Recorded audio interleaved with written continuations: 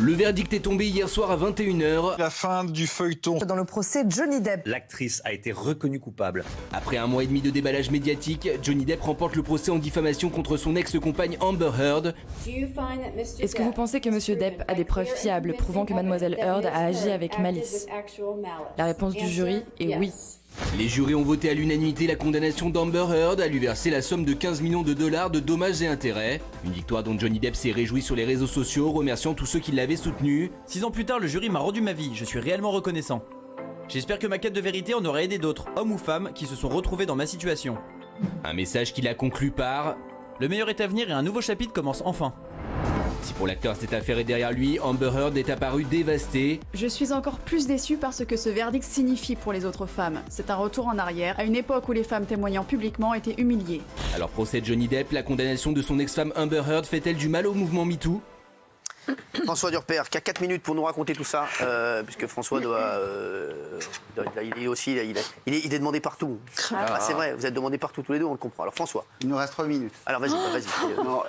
En fait, déjà c'est une grosse surprise. Parce qu'en fait, pour les avocats de Amber Heard, on pensait que c'était facile en fait de prouver que elle n'a pas diffamé. C'est-à-dire que même si elle avait porté des coups, même s'il y avait une relation toxique, en fait, lui a aussi porté des coups, puisque en fait, c'est ce qu'avait dit le juge en Angleterre. Donc c'est un vrai fiasco pour les avocats de Amber Heard qui sont passés complètement à côté.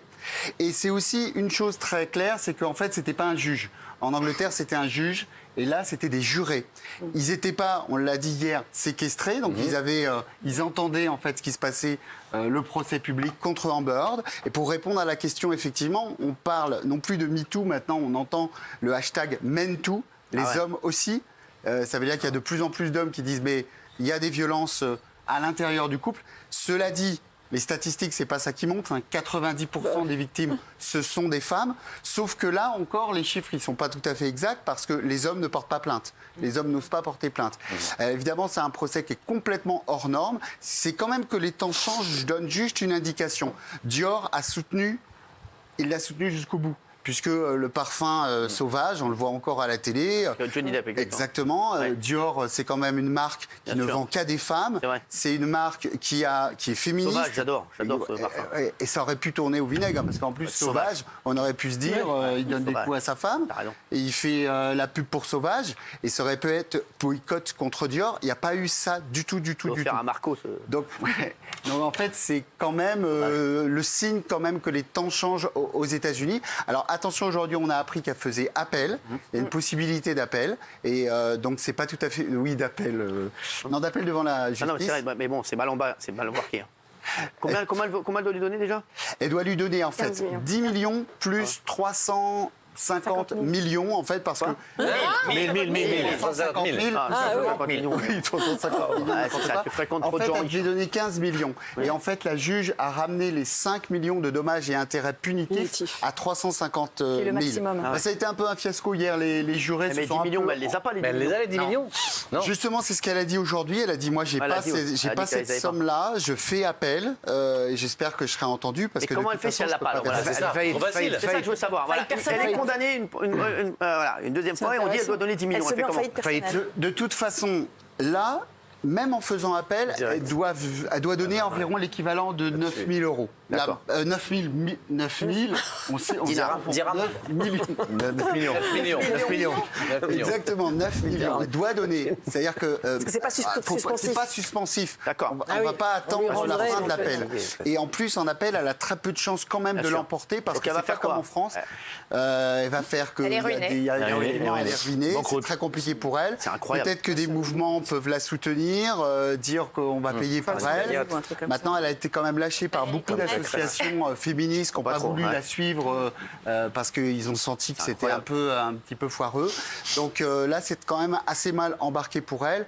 Je pense quand même aux États-Unis qu'il y a quand même des gens capables de la soutenir et de pouvoir payer cette somme pour pas qu'elle soit en difficulté, parce qu'elle a quand même été digne dans son...